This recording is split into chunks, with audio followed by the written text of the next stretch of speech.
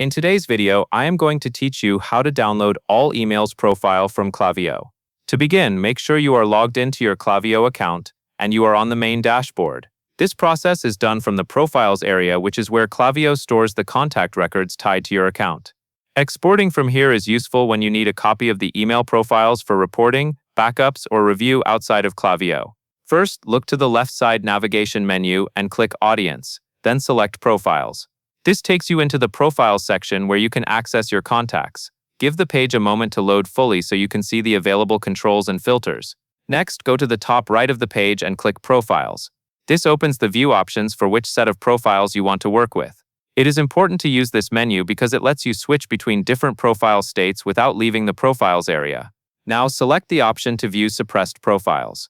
Suppressed profiles are contacts that Klaviyo will not email, often due to unsubscribes, bounces, or manual suppression.